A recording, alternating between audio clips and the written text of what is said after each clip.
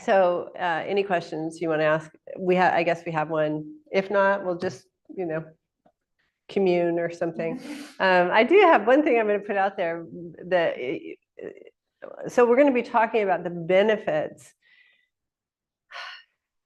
of for a woman to be a one, because being a one is really it's a seemingly thankless position. Really, by the way, I'm talking about erotic relationships or network within the network that I spoke about last time. So some of you may not know what I'm talking about, but I was saying last time that relationship, really the structure of a feminine world is two feminine poles and one masculine pole. The feminine pole with more tends to pour through the conduit of the masculine pole to the feminine pole that has less, and that there's protocols and procedures, extensive, by the way, to do this well. And the one, if you look at her, really just looks like, I don't know what it would be. Just she has she has a lot of work, and the conduit and the two just receive, and so it looks like you'd want to be a two. I would say you might want to be a one because you're free. That's the and from your freedom, there's no freedom does nothing other than free others. That is. It is impelled to do that. It can't not. So there's that. But then the other benefit is, you really get to spread your own network erotic DNA, and so some people like to have children.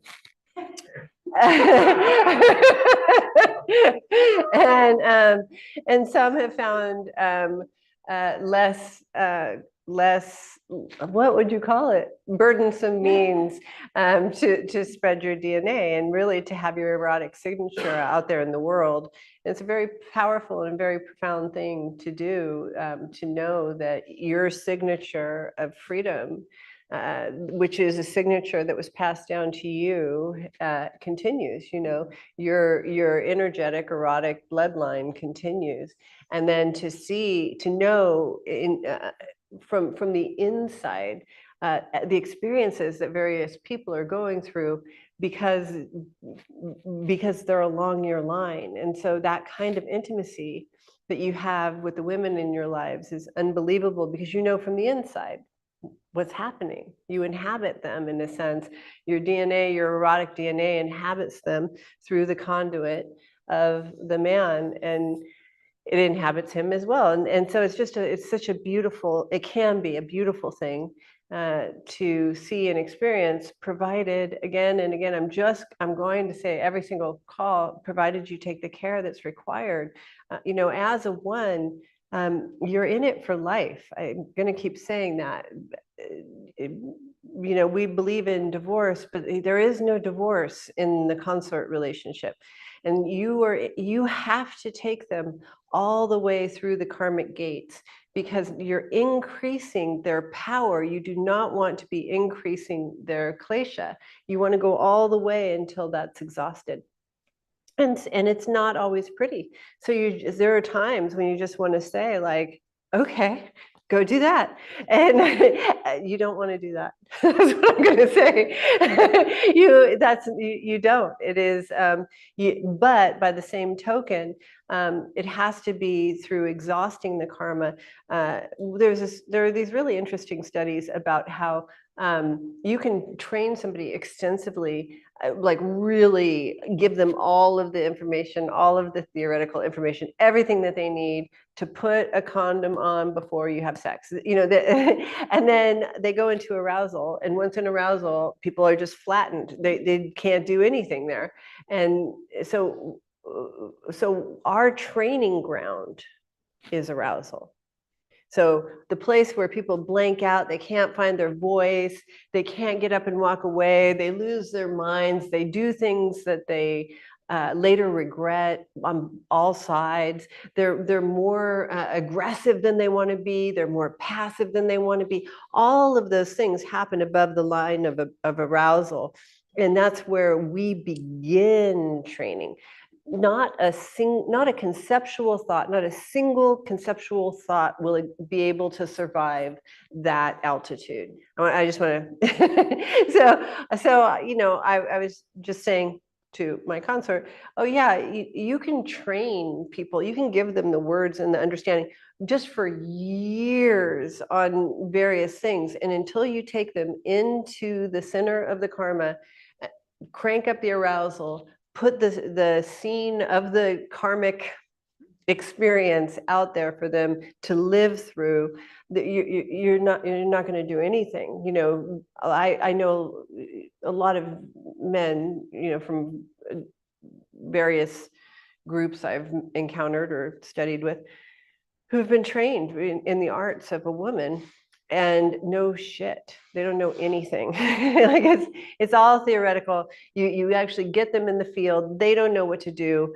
Most of the women who train them are training them in the woman accommodating their desire. So they just become whatever a guy wants. And then when lo and behold, true desire arises, and you know, the arousal inside of a woman, and this just arises, you know, he has no idea what to do. And so this is the place where we, as I said, do our best to continue to breed children, not women.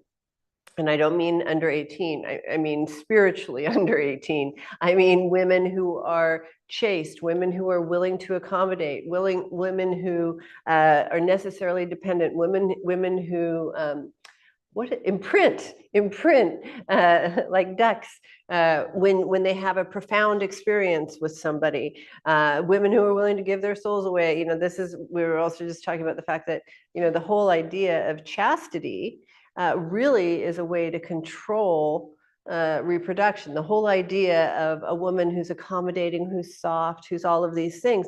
You do not want a woman who's insubordinate, because you don't know if that's going to be your kid. So it's like, when we say it's biological, I mean it's biological. When I say it's instinctual karma, it's instinctual karma. Like, it is down there in the depths, and your thought forms are not going to, they're just going to dissolve upon impact. So what you have to do is turn up the arousal, heat it up, get that stuff to rise, and then work with it inside of that. And Chongwell had asked me to talk, or somebody had asked me to talk about wisdom and arousal. But I can tell you that wisdom really translates to wide open space. And that what you do is you turn up the arousal until it comes to that membrane or that valence of good or bad, whatever it is. And you're stuck there for a period of time, sometimes decades. You're just, whatever it is, and you're just in that, you know, and then you have to keep cranking up the arousal, but you're stuck in the middle of this membrane. The last thing you want to do is crank up arousal. You know, you just want to go to bed. We call that the black drop. You just want to go to bed. You just want to live happily ever after. That's all you want when you're in that membrane. And then, but the instruction is increase arousal, no matter what. Just increase arousal, increase arousal, increase arousal. You're like, no, you don't understand. I've found the love of my life. Increase arousal. I'm having a very difficult time. My mom just died. Increase arousal. I went to court yesterday. Increase arousal. Whatever it is, you increase arousal. Increase it, because the aim is to stay in the dynamism of life. It's to stay in, because as I said, intelligence is dynamic sentience. So you want to be staying in flight, but everything in you. You're gonna, you know, I've never met a person who did not underestimate the power of the black drop. Everything in you is going to want to settle in some way. It's going to want to climax. It's going to want to have that one moment, like you're in flight. It's going to be like, yeah. You're going to want to acquiesce in sex in some way. You're going to want to conform, or, you know, whatever it is, you're going to want to do that. And I can tell you, the minute you let that bell go, it's called taking birth. You cannot go back. You got to take the whole ride down. And, okay, so maybe you have to take the whole ride down of just one climax, but maybe you have to take the whole ride down of your black drop and go all the way down, into whatever it is. And then you have to work your way back up. So the idea is really that you don't ever have to do that. You can if you want. I really don't. I've never met anybody. I once heard this quote. I've never met anybody who said, "I'm so glad I didn't drink last night." I've never met anybody who really took the black drop. And I mean, I've met people who do a lot of law of attraction type of stuff, and we're like, "Oh no, it was meant to be. I'm so glad I did it. I'm so glad I wasted those 10 years going backward, developing negative karma that that will be like steel weights on me as I have to learn to fly." Now, you may be one of those people, but I have never met anybody who actually felt that way. And for me, it's very important to not ever justify or rationalize the difficulties of choosing to go down. And when I want to be living in flight. Now, if you want to live, you may not want to live in flight. So I don't talk about much else, so I don't know why you're here. But I mean, I'm funny. Maybe you're just here for the humor. But if you want to live in flight, then for me, it's the same way I respect cocaine. I don't not do cocaine because it's bad. I don't do cocaine because I really recognize and respect its tremendous power and sway. And I bow to cocaine and say, at this juncture, I'm not as powerful as you. And so I'm not going to be hanging out with you today, but soon, maybe. We don't know. I'm joking. That's just a joke. It's a total joke. I actually, I'm not, cocaine and me are not great. But it is important to say like, oh, wait a minute, that I did, to not justify it. It didn't bring me in the right direction. And one of the things that I often see is people realizing they're going in the wrong direction. And so what do? They double down and they drive 50 miles an hour faster in the wrong direction. Like you can escape going in the wrong direction. Don't do that. Just turn around, even with those 4,000-pound weights, and come on back, and and then just say, okay, I'm just going to get into arousal, whatever it takes. I'm going to do it. And the other thing is that sometimes people try to figure things out. I think I've made it fairly clear that I'm not a proponent of that. I'm not, and except for like your grocery list, but anything that meaningful, do not figure it out. It will always be out of alignment with the Dharma. The Dharma can only be sensed. Your truth can only be sensed. And so the minute you're in figuring mode, you're putting up the obstacle to your capacity to sense. And when you put up that obstacle, this amazing thing happens. Your program screen comes up really strong, right? So you've decreased your intuition, you've increased sort of your programming, your conditioning. And so now you're just operating really hard with no guide, all conditioning. Then you have to say to yourself, do I want to be probably the unconscious part of my parents? Maybe that's a good way of doing it. Do I want to be, living, walking, breathing example of the worst part of my parents, the unconscious part? And maybe you do. I don't know. That's up to you too. But it's really ideal to move from a different faculty, and that faculty will be the faculty that can read the karmic printouts in arousal. That's what a gift to have a way to know what the heck is going on. Now, mind you, you're not necessarily going to know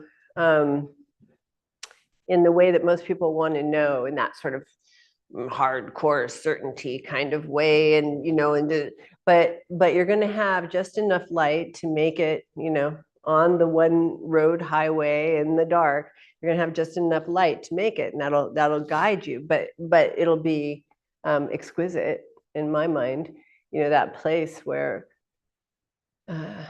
someone has their light on, you have your light on, and that place of just being touched and reached and understood. And the other cool thing about that is that isn't location dependent. You can, that faculty, when you liberate that faculty, which is sentience, right? I'm sorry, which is wisdom. You're liberating the wisdom faculty. Well, it's everywhere. And so you can just tune in various places, which is going to sound crazy, but that's because we don't have a feminine lineage. This is obvious.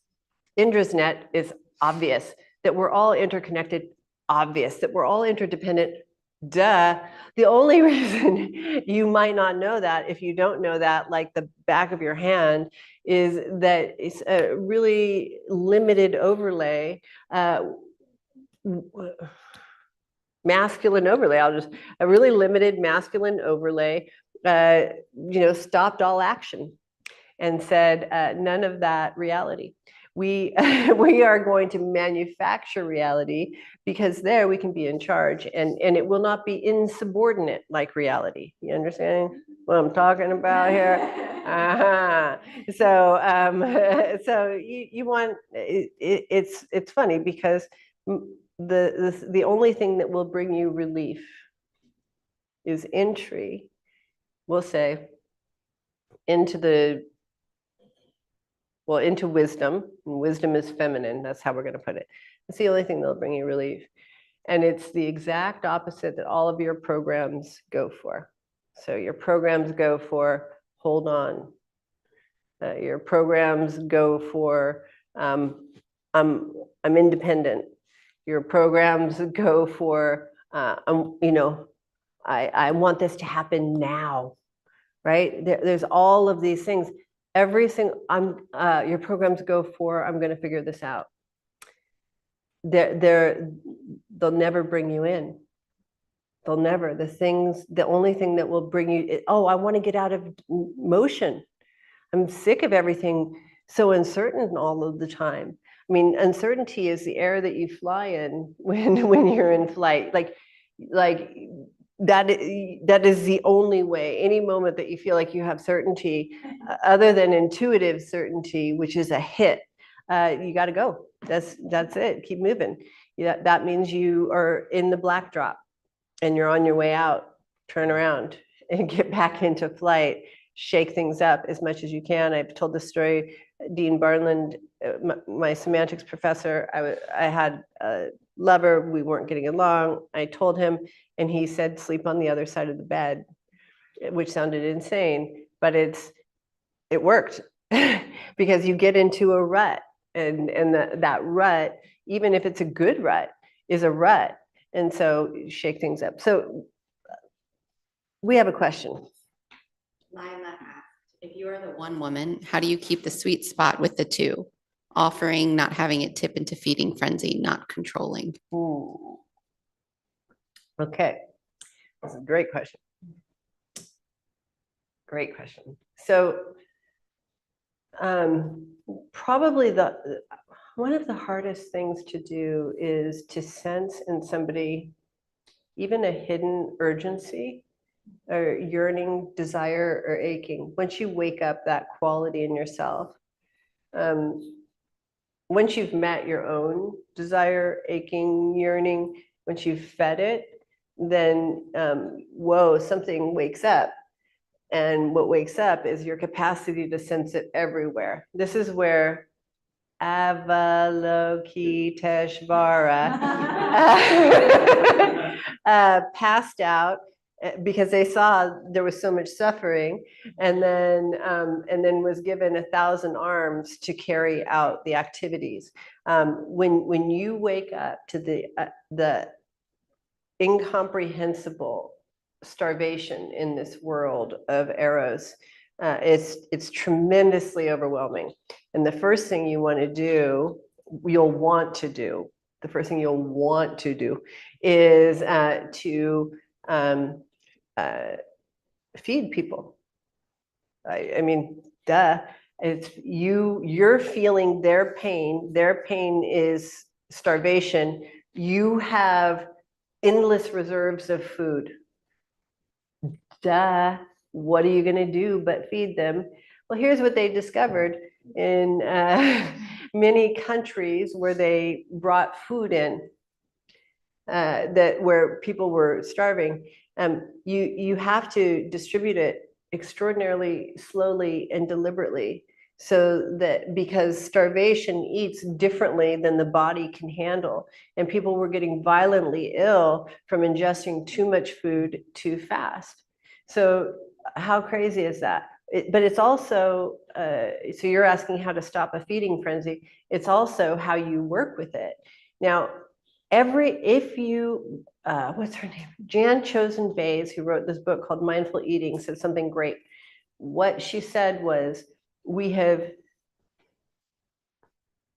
de-attuned, unattuned ourselves to the voices of our natural hunger. And so now that we have no idea when we're hungry, what we're hungry for, they had done these really interesting studies. I thought they were fascinating with children, and they just let children eat what they wanted, and for, over a period of time. And then they had the children who were on the USRDA or whatever, the food pyramid diet. And sometimes these children ate just French fries for 10 days. The parents were panicked, but what ended up happening was that the child ended up with near perfect nutrients in their body at the end of the study, because that intuition had not been impeded. There had been no overlay of right or wrong, good and bad, what you should and shouldn't do. And so it knew what to eat. So there's a voice of hunger that, because there's so much hunger, and in our own bodies and in the bodies of people in the world, we turn that voice down.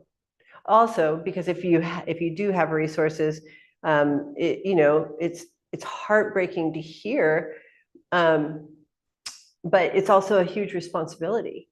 It's a huge responsibility to be erotically wealthy, and know that you have to distribute in such a specific way, according to the exact need of the times, exactly what can have somebody have it without going into some kind of shutdown or reaction.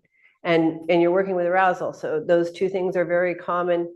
And the most common thing from a man is a feeding frenzy, and the most common thing in a woman is grabbing and possessing. And then it tends to be that if they break off from the one, and it's the conduit, and the two, he's just a feeding frenzy off of her, and she's just only obsessed with him until they, run out of energy and die.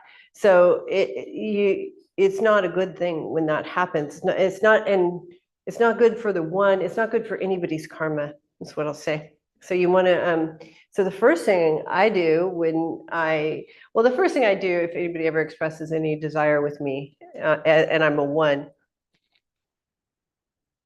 is I do my best to reinforce it. And usually if they actually make it to the material with me, they have been knocking on my energetic door for a long time. So I try to answer warmly and say, yes, I'm not surprised you're here. Welcome, come in, get warm. But I don't let them all the way in. I let them into the hallway. And because you're really building people who can live with the responsibility and capacity. That's it. Capacity to have that much voltage inside of them and stay sane. And by staying sane, I mean not take themselves out of flight. That's usually the number one thing people try to do, and usually with problems, sadness, and complaint. So that's number one, or by grasping and stealing. We all take ourselves out of flight. So you want it to be, you want to build people who are competent to stay in flight. So you want to start here. So the first thing you want to do is just reinforce their desire. Your desire is good. It's a beautiful thing. It's a difficult thing, but a beautiful thing. It's the only way to get free, period. As far as I'm concerned. Now, there are people who disagree with me, and I respect that. So, but I will see you later, probably knocking at my energetic door. Anyway, just joking. Because I'm sitting here with the rations. Just joking.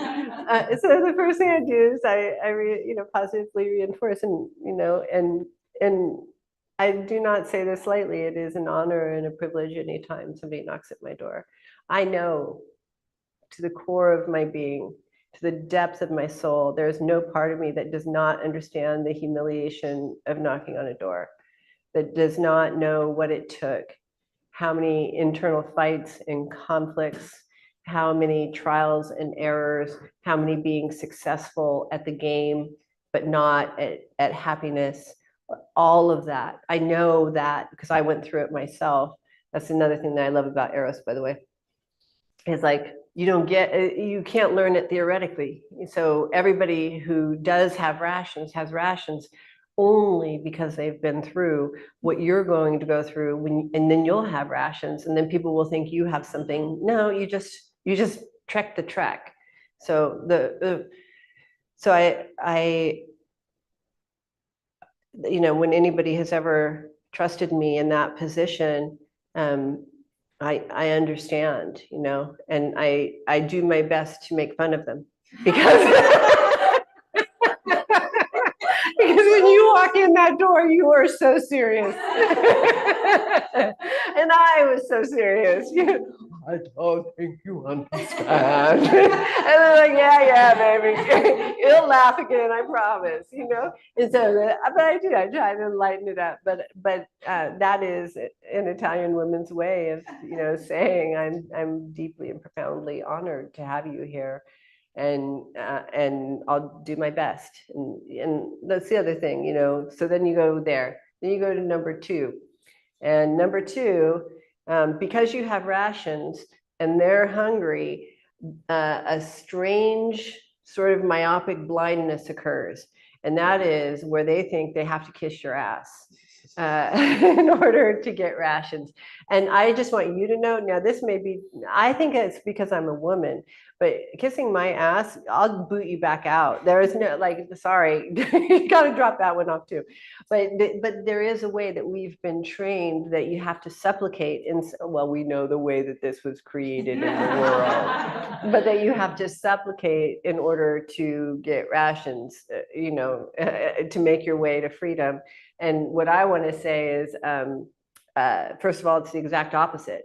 In a feminine tradition, you have to show that you can hold your own. Again and again, you have to show. And this is so if you're a one, you have to make sure that they understand that they are getting temporary use of this conduit, not dependent upon, but we'll say contingent upon how well they experientially understand that they're being given these rations, and they'll be given them in direct correlation to the amount of self-holding that they progressively do. So that's, and that self-holding, once they can hold themselves, they're going to have to start holding others. Those are the agreements that you make at the door. If you're really a genuine network builder and not, poly. You have to make these agreements, both because it's your agreement with Eros itself that you'll do this. And so as a representative of the Eros company, you necessarily have to make sure that all new people understand what they're entering into. And so they are agreeing, I will carry myself, even though everything in me has been trained that when I am in high states of arousal to imprint and grasp on whatever was a portion of my arousal. And so this is where, you know, damn it, women, you have one climax with a guy and you give him your soul. And this is, you know, you don't, that's the perfect example. And people, here's the thing that I want to make 100% clear also. People always say like, oh no, women can't, you know, women can't have a climax with a guy and not need to bond. No, you can. I promise you, you can have thousands if that's what you're up to. And you are impelled to do nothing. That is a choice to go into what we call the black drop. So here you're making it really clear. Okay, you're sort of, I don't want to say you're like a methadone clinic, but no, you're not. But you're saying, look, I want to make it really clear. It's not him and it's not me, but I am the keeper because we're operating on my rations at this point. And so I have to ensure that if you enter this door, you are 100% determined to not be reliant. And that you understand that if you step into that position of siphoning, and all kinds of things are strange siphonings, by the way, then we don't have anything fun going on. There's nothing that's not fun, and you're in the wrong place. I'm not welfare, and nobody should be, and nobody should receive it. That's how I feel about, you know, in Eros. Like it disables you if I give you energy that you could develop yourself. That is me disabling you if I do that, okay? So we make it to that place, and then they're like, yeah, give it to me. And so then after that, I usually do some work in terms of understanding what their desire is, what their desires are. You know, now remember, I've been saying this, you can't know what's in somebody's room until you get them into arousal. So as soon as you open that arousal room, all the stuff comes flying out. You don't have to ask a single question of that person ever again. And you probably don't for the most part anyway. It's kind of apparent where people are cutting corners or overdoing it or fawning, or, you know what I mean? All of that stuff. You can see the printout of the identity, but the deeper stuff, you know, the instinctual karmas, you got to open the door to get that. But so you want to get an idea of what their desires are, and you want to do two things. One is you want to demonstrate that you have the capacity. And I mean, this is, again, will probably be very controversial. I know very few women who have honest sex. And let's just got real quiet. I kind of like that. I mean, like, very few. And you know, a lot of what this will be about is taking off all of those layers of performance. As I said, you can't perform and be in orgasm, not climax, be in a state of orgasm. You can't perform and be in a state of orgasm at the same time.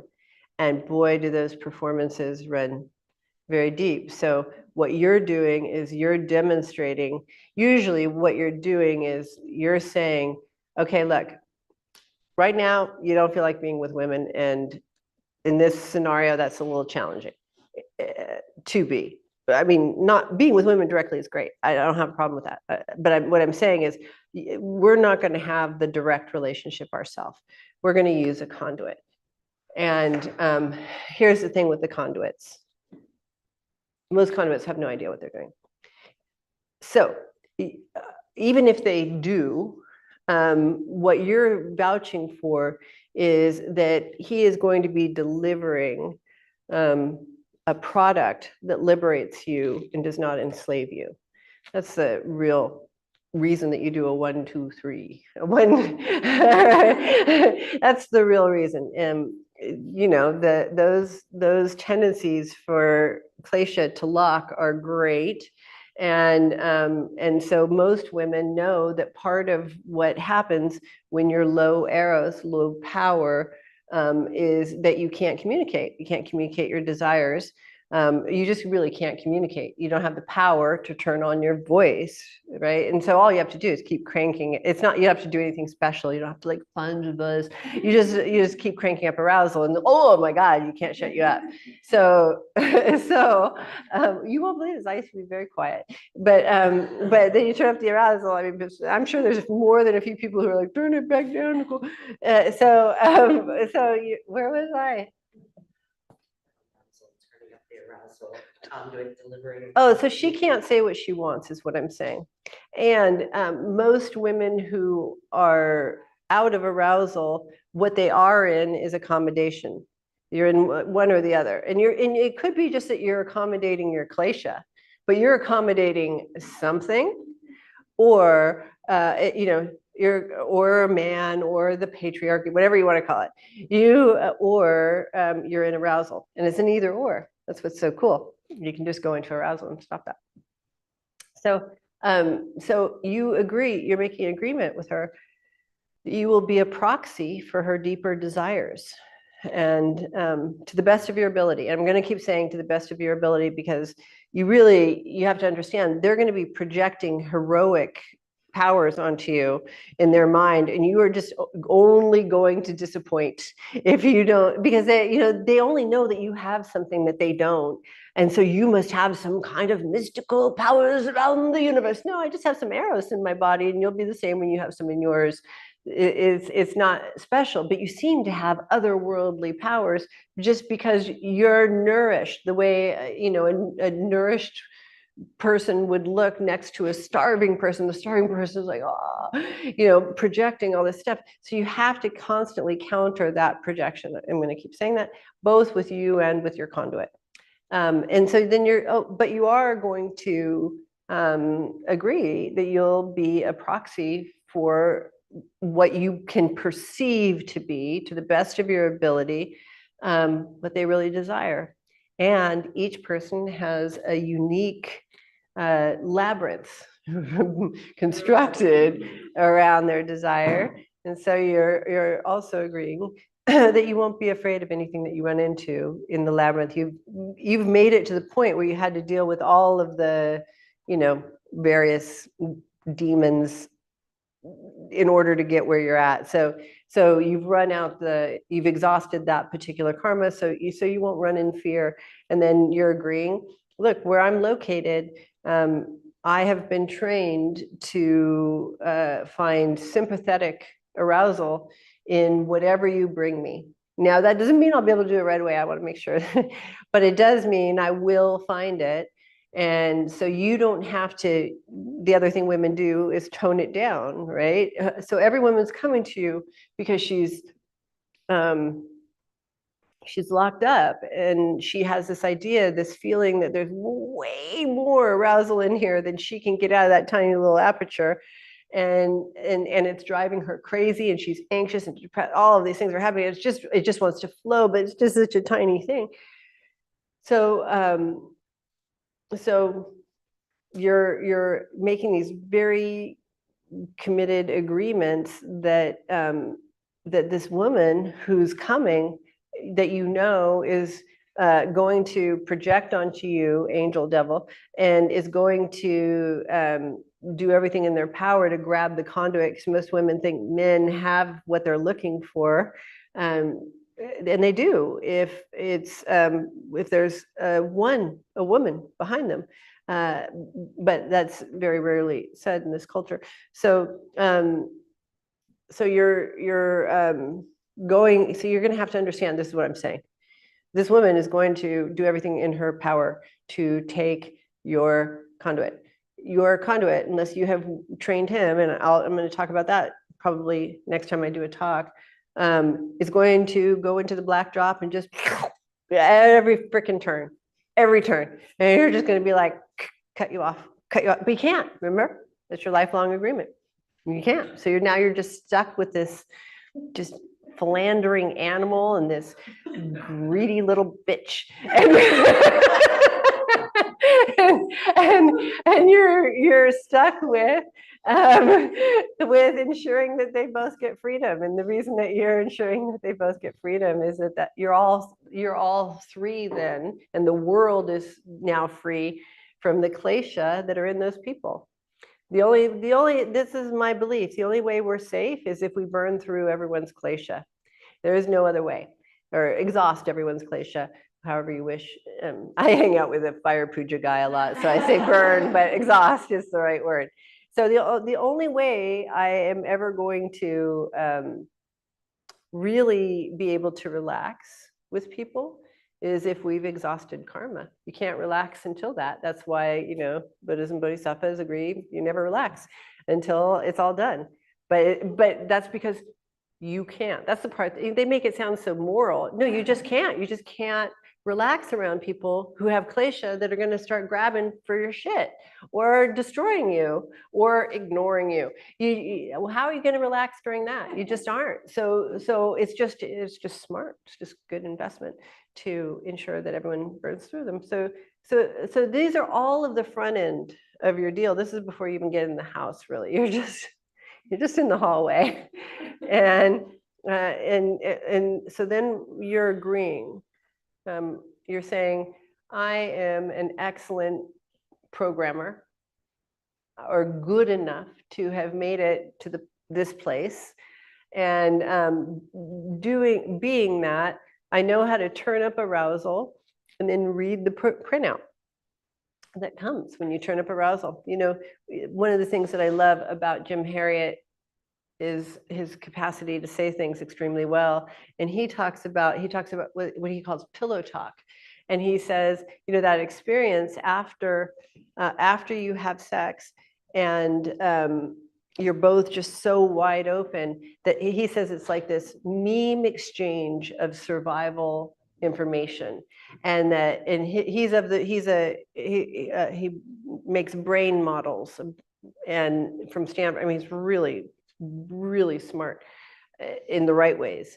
And he's of the belief that a great way to have, we'll say, survival genius is to interact with people in a way where you're merging nervous systems so that you can exchange this information. You just get smarter. It's like cross-training.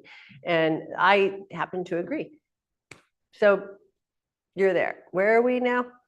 You have 2 steps for the number 2, demonstrating. You're in the hallway, you make these agreements, and then pillow talk. Arousal was right before that. So I often ask where we're at to people when I'm looking in a room and I'm not seeing a lot of grokking. So you're in the state of arousal, you're reading the printout, and you're saying, that's really what I do. That's, if I'm sitting in this chair, that's what this chair does, is it reads the printout of the deeper desire, the sort of, we call it big D, little d desire. The big D desire, the little d desire is what gets you there. It's the lure, the bait, and then the obstacles. And sometimes the little d desire can also be the obstacle.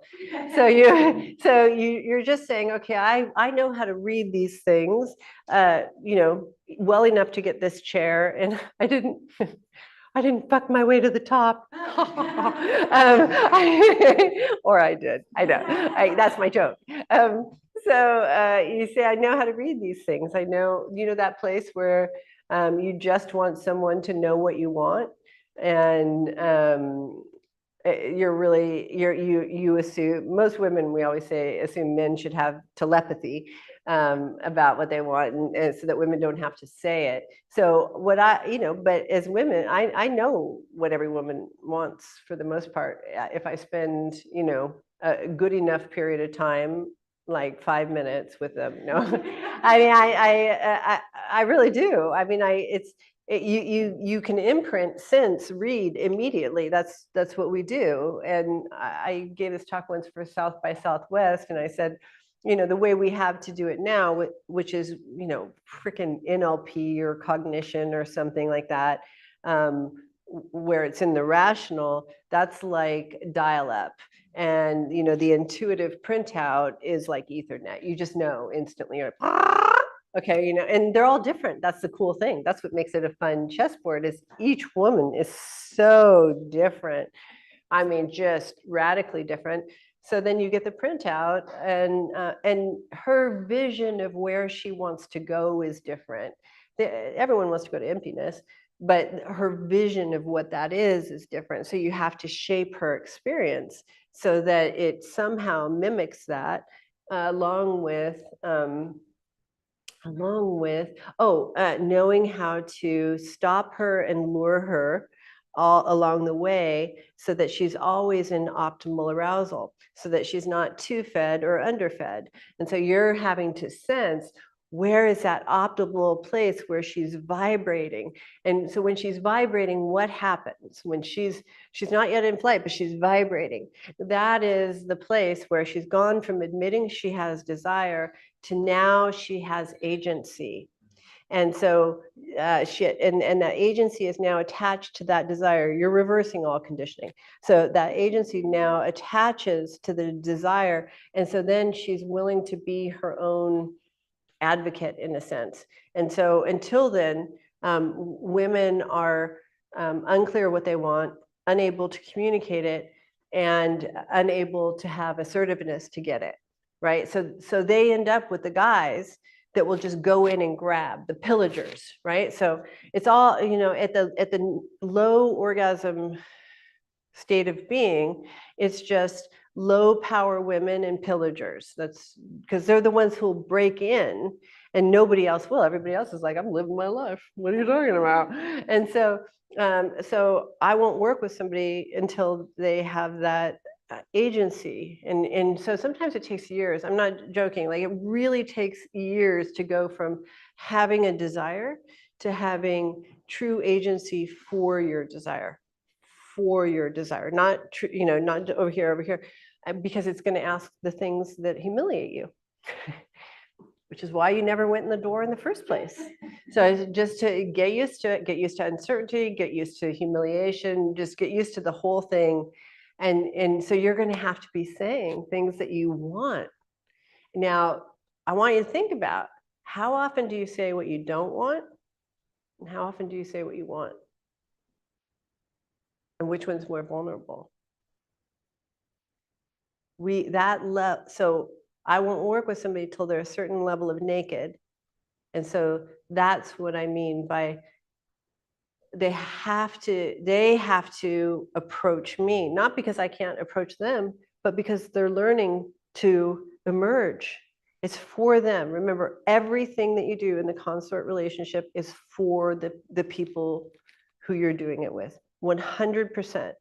And so you're constantly, in the same way, we're stroking the clitoris to get the clitoris to keep emerging, to keep pulling, and to go through all of the tantrums that you go through. I mean, because it's just like, just stroke it, damn it.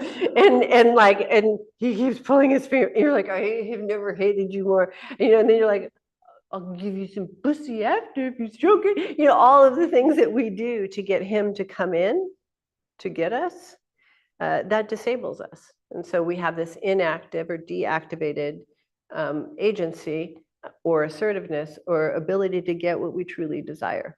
And so I'm giving you a long answer, but apparently this is my talk today. And you asked such a great question that all of these unfoldings happen. So the primary thing that I do is a two must I'll send a two, like a, hey, have a good day, or something. What I mean? I'm not like, what's her name? Although I really like her. Angelina Jolie played her with the horns. Maleficent. I'm not like Maleficent, like, you must come to me don't talk to you. But what I try to do is, two things happen. Remember, women are having to learn to trust their energetic body. And so two things will happen. One will be a real desire will come. And by the way, sometimes you get really shitty desires. They're not the real thing. They're just the best they can get out. You know, they're just like, I want to be ramrodded while bent over. And you're like, okay, like, were you raised on porn? You know, but you're like, okay, yeah, we could do that. How do you want to set that? You know, I don't know. That's not necessarily whatever. But so you have to take those desires and then you have to show how, like, is that really what you want without any judgment, and keep filtering and keep filtering. And then both of you will feel a zing when a true desire comes. And then you dedicate your efforts to that true desire. And so that's the first thing is you'll sometimes get false desires thrown in there. That's okay. You know, you're really having this thing emerge. But the other thing is a woman awakening her Eros. And I'll stop here for today. I'll see when I'm going to talk again and pick the rest up. But a woman, see, a woman waking up her Eros is waking up the adult, and the adult understands emptiness and understands the energetic world, and all of us sense it. You know, there are a lot of people who are like, maybe I'm just broken and I don't sense it. Everyone I know senses it. And if you sit with somebody for a long enough period of time, and you point to various things, they're sensing it, you know. Now, some of us have very, very, you know, refined sensing, and some of us have duller sensing. That's just built up karma that can all be exhausted, no big deal. And so you have this, you know, you're again making this exquisite instrument of sensing. So, and I'll tell you, one of the best parts of it is you really get to have so many experiences without having to leave your house if you turn this this sensing organ on that can sense into the network. I mean, and it's also profoundly intimate to have experiences with people in the energetic. And I'm going to remind me to bring my video of my guy that I watched this morning. I watched this guy that does out of body experiences, and this guy is so good. I think he's so good. Not everyone likes him, but he talks about the energetic world. He's a little trippy for some people, but he talks about it, and then I'm not the only person talking about it. So he takes some of the heat for it. So but what's happening, this is what I'm saying, this will be the last thing, is all sex happens in the energetic. Very little happens in the physical. And if it's only happening in the physical, it's just, oh God, it's just, I mean, you may as well, I don't know. It's just like, it's not even a good massage. Like, and then just physical, it's just being pummeled, you know, like, when was that? When did you want this? Like, so if I don't want that on my face, why would I want that in my vagina? That's what I have to say on this day. So,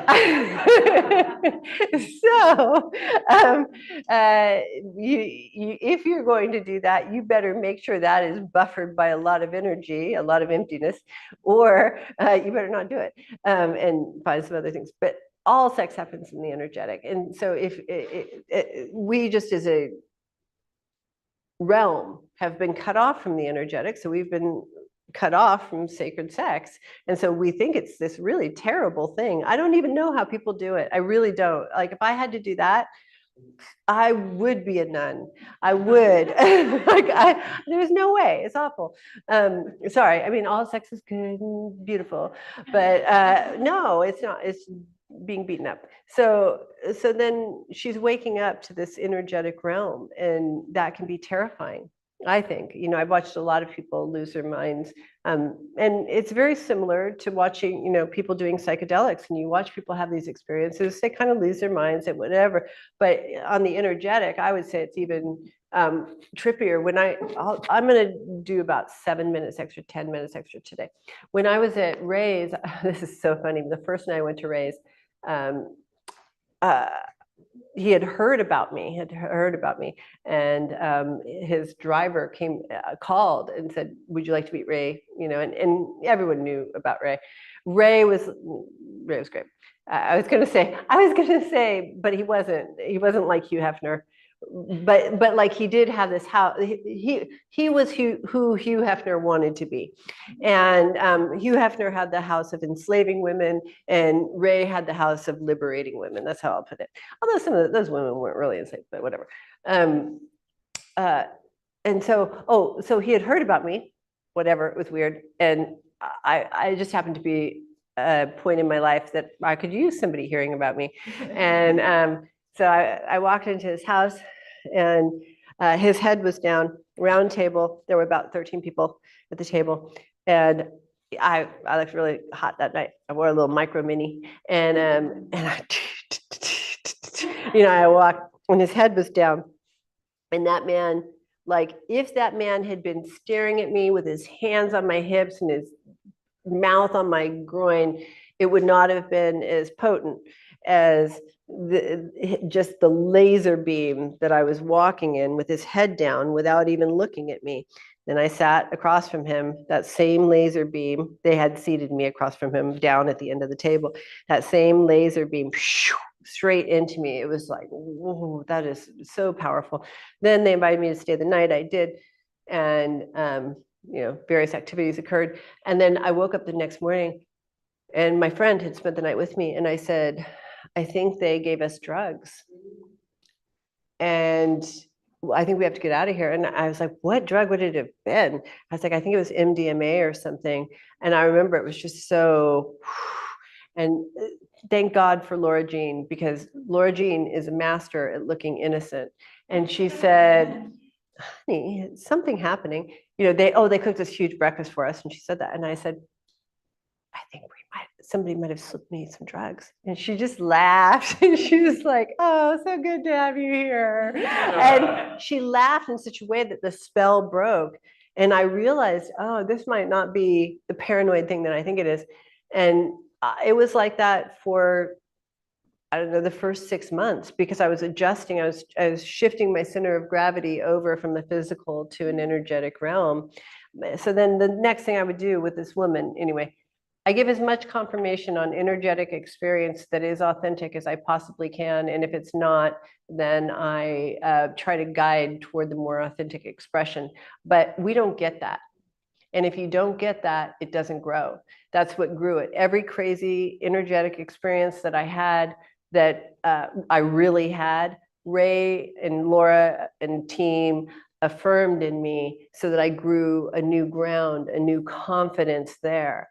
If I went too far out and started embellishing, because you think you can embellish, they would trim the tree for me so that it was just, and it was this laser capacity to operate 100%. I'm more comfortable now in the energetic realm than the physical. And I'm anybody who knows me knows I don't know how to open doors. There's a whole thing about negotiating the physical that's extraordinarily difficult. I once said to my friend Gia, I was trying to describe to her, I was like, okay, you know how you felt? She smoked pot. It was legal.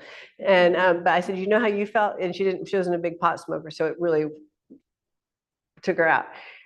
When you smoke pot, that's how I feel all the time.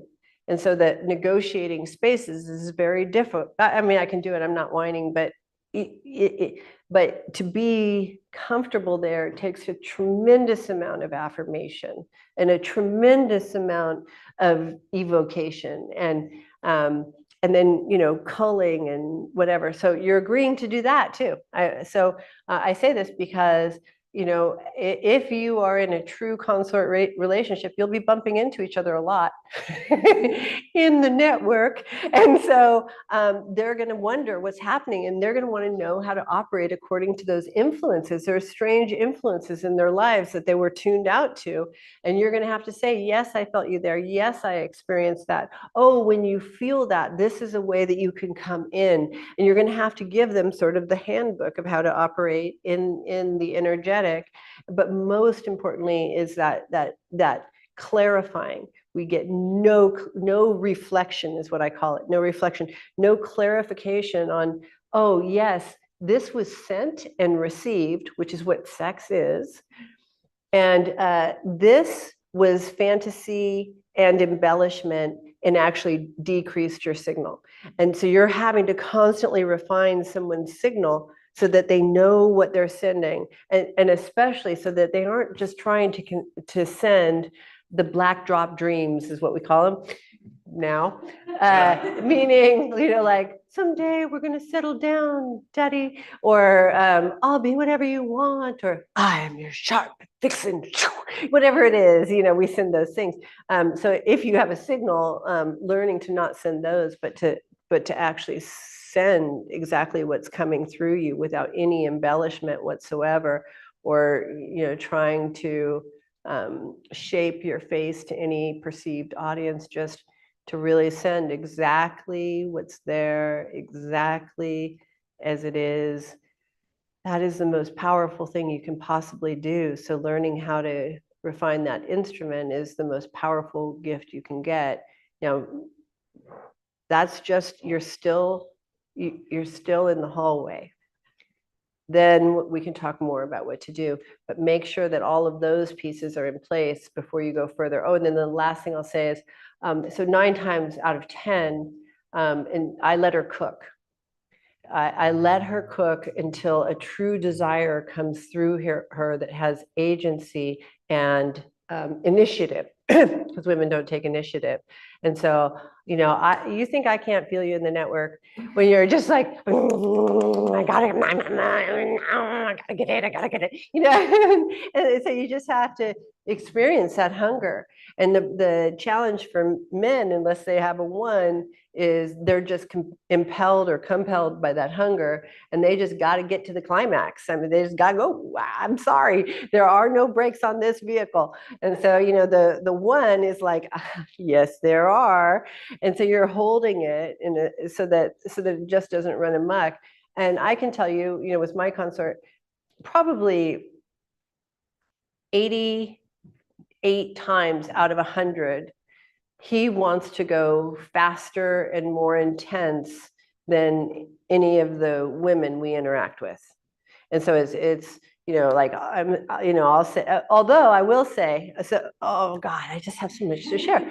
So what I did, I wait until there are very clear signs of true desire. And if it's not there, then I actually shut the door. It's not nice to keep it open.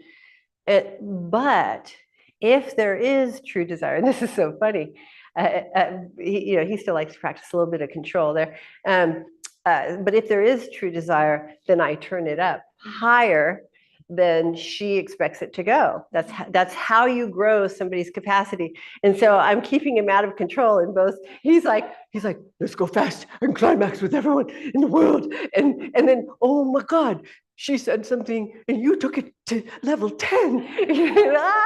So he gets to have a lot of fun. And then, but that's the other thing you have to do is when a woman expresses desire, you have to, true desire, then you increase it. And there are certain, in the same way, what is it called? The blood-brain barrier. There are barriers that you're going to confront. Some of them are, some women I'm interacting with way out in just only the energetic realm, and we will probably never make it to the physical realm. So some, blip into the physical realm and they're like, oh my God, what am I doing here? And then they go. And so, it's like that. And then the biggest thing is you have been granted your seat because you have demonstrated that you have the capacity to enjoy everything. And there's nothing that liberates a woman more than somebody delighting in her. Responsible delight. You have to, part of delight is, trimming her embellishments. That is delight. But really, I talk about Ray, I talk about Laura, like they delighted in everything I did, except for the stuff that they didn't, but in such a way that I was trembling to emerge. I just wanted to be met by that appreciation that knew what it was that was emerging. I had I'd been a stripper, whatever, I'd done it all, of that kind of appreciation. I ran out the amount of enjoyment that you can have from that. But the people who knew what was really emerging from me, that I had sensed, the thing that I was like, oh, I must have power beyond measure somewhere in there that will never come out in this life, that was what was coming out. And I was delighted, and they were delighted as it came out. And we got to have this experience together of of being born. Really, I felt like I was being born. The true me was being born into the everyday world. And so I would get so excited that I could feel something, or that I understood something, or something made sense that had never made sense, or I could express something, or I could have a desire, or I could be real where I'd always faked it, like all those things. And they just delighted in those things with me. That is, if you're a one, you have to be bountiful. Your delight has to be extreme. And because otherwise you're just going to turn into the what is it? Just a flustered, woman with so much work, and this is never. It's just a terrible thing. It's just you basically are just going to end up the woman with a philandering husband. So it's not. It's going to suck. That's not a consort relationship. Consort relationship is from emptiness and joy and tremendous guidance. Wonderful. Thank you so much, Nicole. We will take some reflections. Go ahead and raise your hand on the Zoom if you have one, or send one in your chat if you're on Instagram or Facebook or YouTube. And we will start with Lisa. Lisa. I think you just kind of answered. I was going to do a reflection that had like a hidden question in it. And then when you said we're going over 7 or 10 minutes, I was like, oh, here it comes. Because once again, I love you so much. Like, I just get in, whether I'm like listening halfway because I'm working, and all of a sudden my ear attunes to something you're saying, and it's exactly what I needed to hear. I rewatched Tuesday's, I think it was Tuesday, yes, video, because I had to go to work, when you're talking about how to deal with the 1 and 2. And I was like, I had to leave. So I rewatched it last night, and I felt my question was going to be, how do you know if you're the 1 or the 2? But then what you just said about you'll know it's a consort relationship based on how, if you're empty and the connection, I'm realizing what I just came out of, I thought was a consort relationship. And I think it had moments of that, and it's shifted now.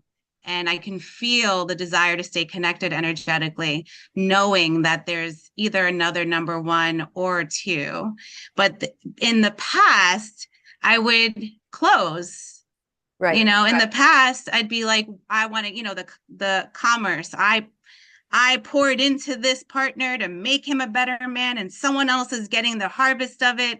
And I've been kind of wrestling with the erotic, and the erotic voice, the woman in me, is like, no, like, you're actually really good at that. Like, it's okay to be good at that, to have it be that someone comes in, you are able to provide the training for them, and that they go back to whomever.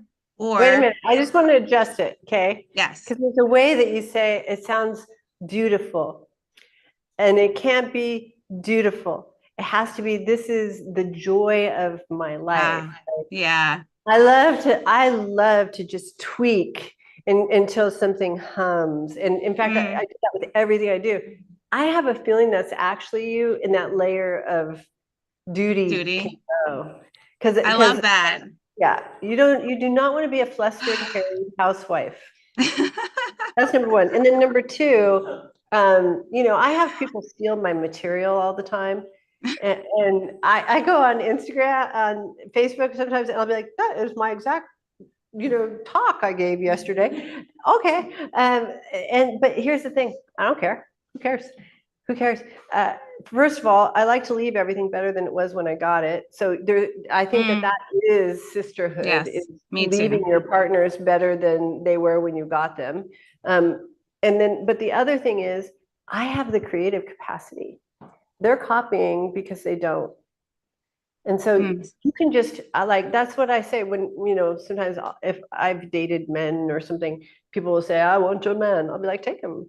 like, I'll just make another one. That's like, I'll just tweak and make the, powerful, beautiful signal that comes through him that attracted you again. So there is no, the only thing that you need if in a consort is some fundamental understanding of emptiness, and powerful willingness inside of them. A good sense of humor works, and then you can just go to town, and hopefully a very, very high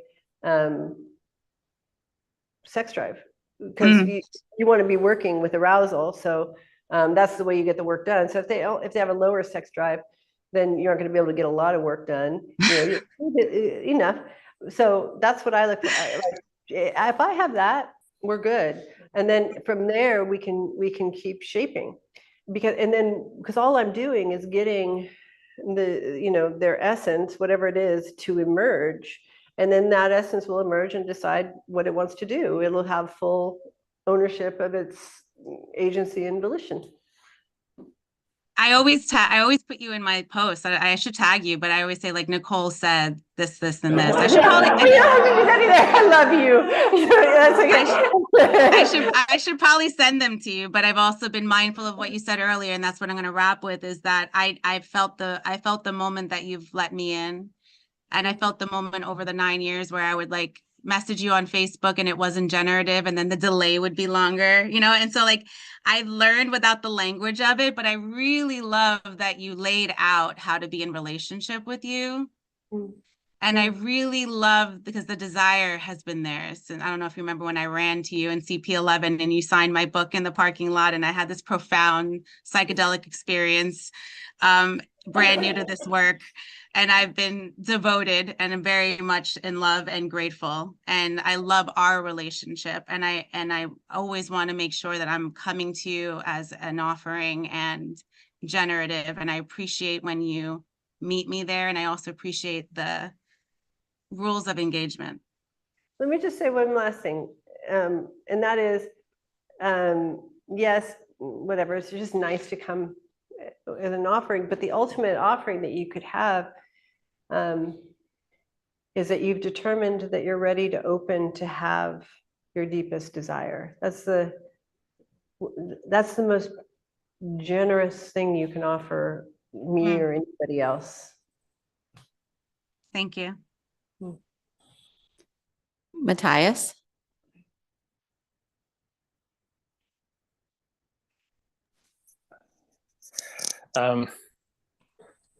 Temple training 201, the non-erotic version.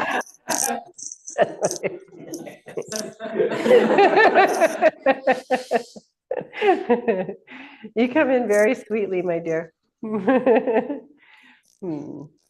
Joanna? Hi. I feel. Hello, Joanna.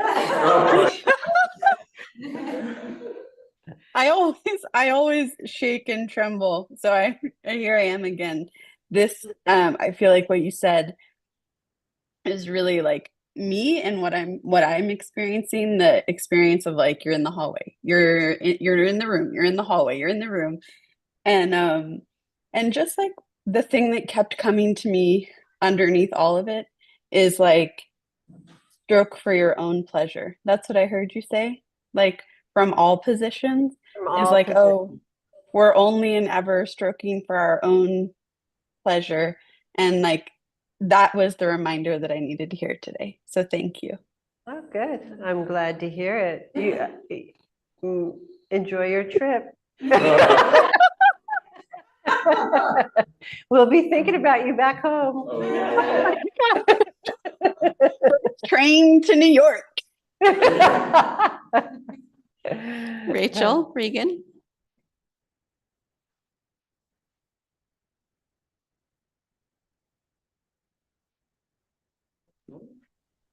Oh, well, hello. Hello. I am one of those that are totally only here for the humor. Okay, good. Yeah. And I'm for yours. No, No, the main thing that I took away from today, I just love when you talk about how in the relationships with women and men, it's totally only for them. Like Yeah. it's for them. And I've had an experience. I also love that you said, I can't remember the words you said, but it's amazing to feel the delight of a woman delighting in me. I've had that experience lately, a woman delighting in me in that way and getting to open those channels and just experience that and know, like, I think honestly, like for me, I'm just been my cliches are just that I'm totally obsessed with myself. And so I had a baby because I'm obsessed with myself. I had like because every little spot of cliche Let me that just say I one thing. yeah. That's really the Yeah. only cliche. That's everyone's cliche. Everyone's cliche. But Okay. here's the Damn thing that it. I'll I say. thought I was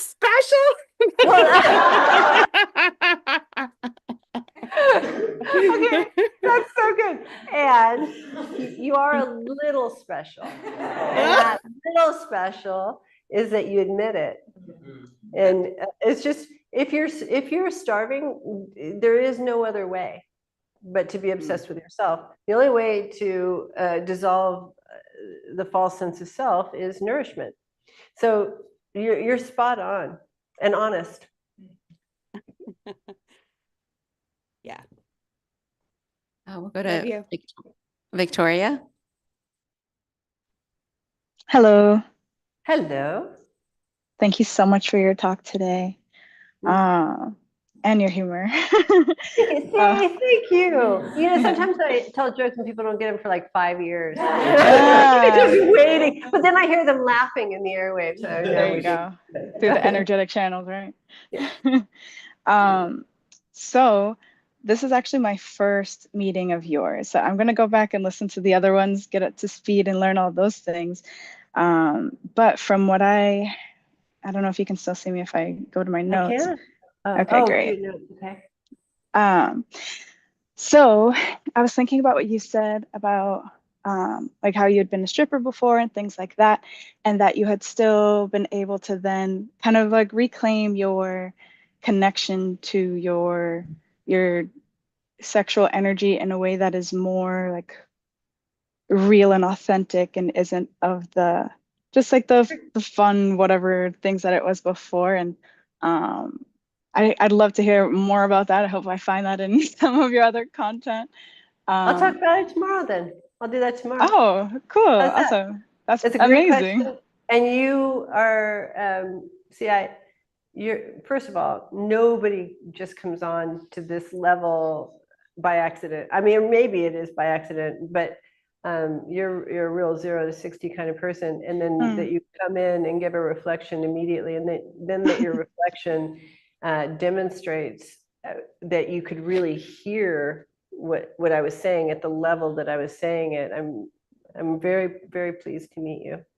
I'm very pleased to meet you as well, Nicole.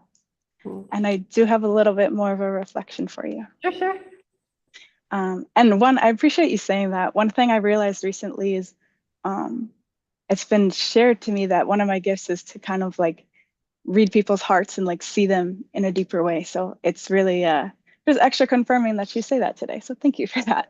Thank you. Yeah. So the other thing I was going to say was you spoke about a lot of great things, and they all made me think of the how to exhaust the karma, how to release the imprinting, how to tap into the arousal, as someone said in the comments, I think it was Avery, how to increase and clarify our signals authentically. And I think part of that how is that's all masculine is the how. Brilliant woman, there she is.